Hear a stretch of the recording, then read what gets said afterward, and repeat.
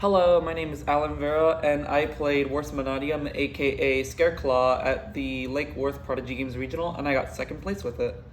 So here's the deck profile. First of all, I played 3 copies of Scareclaw Astra, 3 copies of Scareclaw Belone, and 3 copies of Scareclaw Acro. These are all the level 3 monsters in the deck, and they give the Link 3 special utility effects. Astra allows it to attack once up to the number of different Scareclaw monsters I have on my field in defense position. It's really good for OTK plays, and this card is amazing. Probably the best level 3 besides Acro. There's 3 Belone. Belone gives the Link Piercing. He's just an extender, and the Piercing is relevant because it is a defense position deck. It puts everything into defense, so it does come up. And then there's 3 Acro. Acro gives my Link 300 attack for every defense monster I control. It's very good. It makes it way easier to just like go for a game or get over problematic boss monsters. Would not change a thing with that. Then there is 3 copies of Scareclaw Reicheart. The hardness of the deck, he is a +1. When I summon him, I can search the deck for a Scareclaw spell trap, and then if there are 3 more monsters in the fence, I draw a card. So basically just being able to fill my hand, find like hand traps, extra ways to like establish board turn 1, floodgates. The card is amazing, honestly. And also I can make Barrone de Fleur with it and Astraloud with it, so it has that utility. Then there's 2 copies of Scareclaw Kashtira. This card is a way to play through Book of Moon, and it also just outs everything under the sun, and it has utility where if my opponent outs my monsters, I can summon it during their turn and have Twinsaw live. And also its effect is just super good for outing stuff like Noir or forcing out interaction from cards like Zeus and stuff along those lines. Then there is 1 Visas Starfrost. This is Reicheart's partner in crime. It is what lets you make the Barrone de Fleur. This card is amazing. Also, it lets you do some cute plays by unlocking zones sometimes, and it's just a really good card in general. Also, sometimes I'd rarely keep it up on the board just to have Twinsaw be a double banish instead of a pub, which bypasses certain annoying like monsters or just back row pieces. And then there is triple Fenrir. Kashtira Fenrir is an amazing card. I can use it to search Scareclaw Kashtira or a second one of itself if I already have Scareclaw Kashtira in hand. It is a great piece of interruption to end on. It can help break boards as well. The card is honestly amazing. I have nothing more to say about it. It is such a good card. Then there is 3 copies of Ash Blossom and Joyous Spring. This card is really good. It is one of the best hand traps in the game. It stops branded. I didn't play against it all day, but that's one of the relevant applications. It hits virtually every deck in some manner where it's worth it.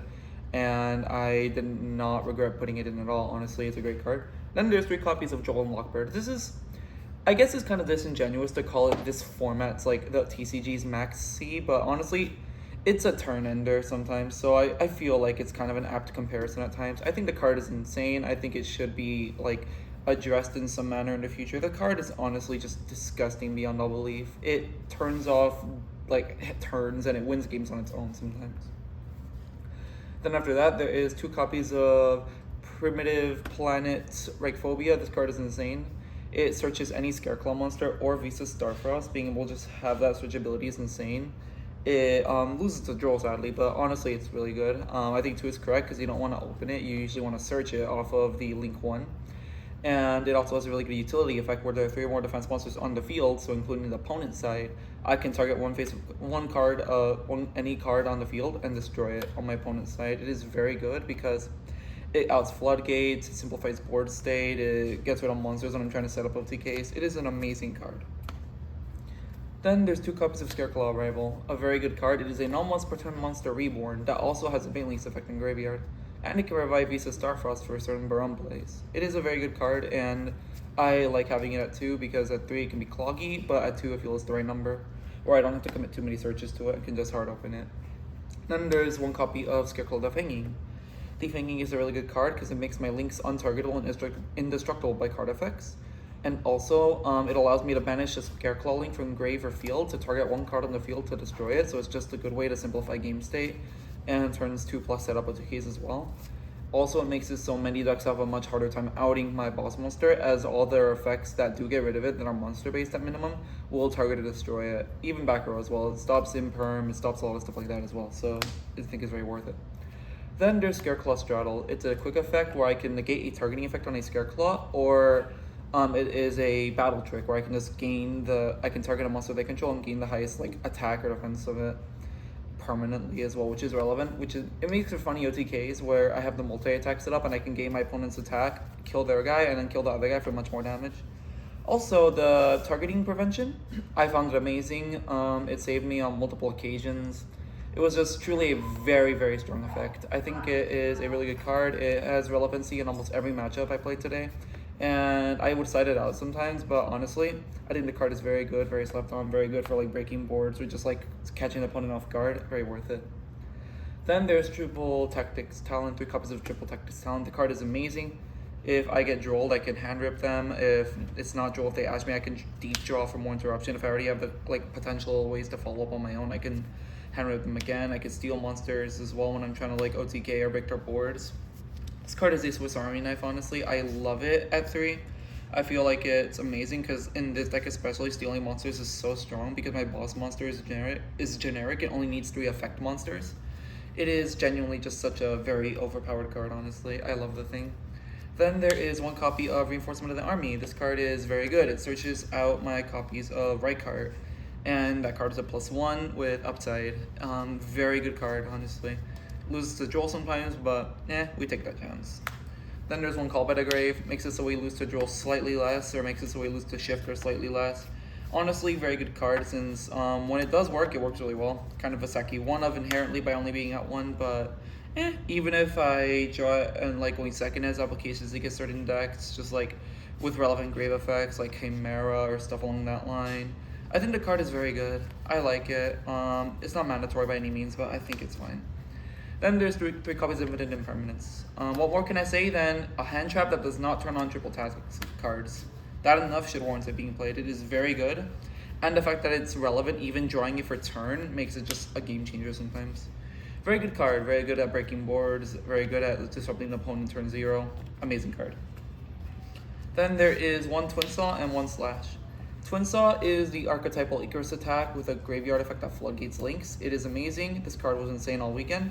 And I think it is worthwhile main decking it along with Slash. This one's not as good in the main deck according to a lot of people, but I found it very worthwhile. Just like being able to hard open it and commit searches to other cards was relevant sometimes. Being able to search it into certain matchups that I knew beforehand, but that was only like 1, I think. Honestly, this card is just very good. Being an Omni-Negate in Archetype is very good, and a lot of decks like to main evenly, I found. So having it just like game 1, being able to Omni-Negate very good haymakers like that, like Dark Ruler or Omni, like Dark Ruler or evenly with it, is just so good. Also, I actually got to use the second effect to attack with a defense position monster today, which is kind of funny. Honestly, I love the card, would not cut it at all, would main deck it. I did find myself siding it out though, games 2 and 3, for more proactive cards for going second. If I went first though, I would keep it in the main deck 100% because just having the way to disrupt board breakers is invaluable. Like being able to turn off evenly, Dark Ruler, all those cards, invaluable. Then for the extra deck, I played 3 copies of Scareclaw Light-Heart. He's known as a Funko Pop for a reason. This card is very, very good, and I love it honestly. It is super solid.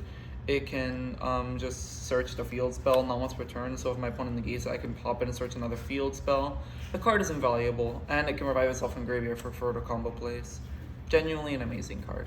Then there's 3 of the big bad himself, Tri-Heart. Tri-Heart is my boss monster. He is a reverse Bagooska, I like to call him, because instead of negating everything he puts into defense, he is unaffected by the activated effects. Not as good as Bagooska per se, but still a very strong form of protection. And he is also a +1 that is not hard once per turn, so I can make 1, get another 1, and have extra follow-up on board, so because I can search extra pieces for the turn 2. Like I had the duel today, I had a duel at the event where I summoned him, searched the Scareclaw Kashtira for follow-up, made another 1, and searched a Reichphobia for extra follow-up. Very good card. Then there's 1 Link Spider. It stops me from automatically losing to Nibiru, because I can use a token for this and then just put 2 more effect muscles on board post Nibiru and still make my Tri-Heart. It came up once, but I think it is worth it because it's come up enough times over time where I like the card. I think it's worth a lot. Then there's 1 Aussa the Earth Charmer, and 1 Dharc the Dark Charmer. These cards are both very good. Aussa can steal Fenrir, that alone is nice. Dharc can steal a whole multitude of things, like sometimes Shifter, sometimes anything else. Card is amazing. These are both very amazing, and also especially I can crash it just to search Astra specifically because it is a level 3, which will turn on my Tri-Heart's revive and search effect because it needs to revive a level 3 specifically. Then there is one copy of Knightmare Cerberus. Knightmare Cerberus is a really good form of interruption, and Knightmare Phoenix as well. This one destroys special summon monsters, and this one will destroy spells and traps. They're also both especially good in this deck because if I summon them to the bottom arrow of Tri-Heart, I will draw a card due to being co-linked, which just turns their minuses into even zeros, and I can use them to deep draw into my deck for answers to current board states. Then there's one Unicorn. It's another one, don't get a draw, but shuffling is a very strong form of removal. And also I can use it to ladder into Accesscode. I've had games where I don't really summon it at all. A lot of times I don't, but I've had enough times where I wanted it, where I think it's worth it. It's just a really good card to OTK with, especially if I'm juiced out of Tri-Hearts. Honestly, I've had that happen before. It's a very good card that can also just simplify game states as well. Simplifying game state is crucial, I feel, right now. And then there is one Viscious Astraloud and one Barrone de Fleur. These will usually be summoned in conjunction with each other. I'll summon Barrone using Visas and my Reicheart immediately into an Astraloud to help go for OTKs, or just to combo into making the Tri-Heart, because sometimes this is the third monster I need for Tri-Heart without having to use the Barrone. Barrone is an Omni negation that can tag out into stuff like Fenrir or Reichphobia for searches or other stuff like that, or even Astraloud just to sit on it. Honestly, an amazing card. I love this thing. Astraloud, same, amazing, makes OTKing way easier and comboing way better. And I would not change anything from the extra deck, honestly. I think the extra deck felt really good. A lot of the deck is flex spots. I think the extra deck had 4 to 5 flex spots, but I liked mine. But I do see that they can be anything else. They could be Dawners, they can be other synchro monsters, they can be Underworld Goddess, IP, a lot of stuff. Then there's 3 copies of Dark No More for the side deck. This card makes going second much easier. I liked it. The card turns off boards on its own. Very powerful card, very disgusting. And then there's 2 Cosmic Cyclone. This is a really good card, really good back row removal piece that's relevant into virtually every matchup. And it's also good going first and second, as I can use it as an interruption to quote-unquote negate stuff like field spell search effects or continuous spell effects, stuff like that. It's really good into trap decks as well. Honestly, a very good card going first and second. Then there's 2 Lightning Storm. Lightning Storm is a really good board breaker as well. It's Feather Dusters 2 and 3. And it also has the bonus of being able to hit face-up attack position monsters. Very good card. I love it. And then there is Feather Duster. This card is insane. It was banned for over a decade for a reason. This card is honestly just amazing at invalidating some boards. I love the thing. Then there's 3 of my Floodgate of choice, which is Anti-Spell Fragrance. Anti-Spell Fragrance is a really good card, especially when I know I'm going first. I can set it in to invalidate my opponent's board breakers, such as Feather Duster or Dark Roller. The card is amazing and will turn some hands off on its own and win games on its own. Honestly, I would not be surprised if it saw the ban list eventually. Then there is 3 Evenly Matched. Very good card. It evens the match, as it says, by banishing everything the opponent controls face down except for 1 card. The card is insane, honestly. Very good card. Makes going second much easier along with Dark Roller. Going Dark Roller evenly is just a famously disgusting play. I love the thing.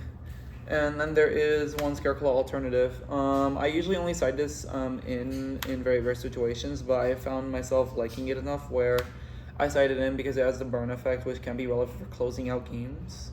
So, yeah. I think the deck functioned as I wanted it to. Felt amazing. I want to give a couple quick shout outs to Lars because he's a really cool friend, and chill to Marcos and Jimmy for Marcos for letting me ride up with him, Jimmy for letting me steal his luck to get second place in the event. I want to shout out Marcus. He's a friend who convinced me to play this deck in the first place. He has a YouTube channel called Saint Marcus. He's a really chill guy. I want to shout out Wyatt because he's been asking for shout outs. I want to shout out my dad for helping me record this profile. Thank you so much.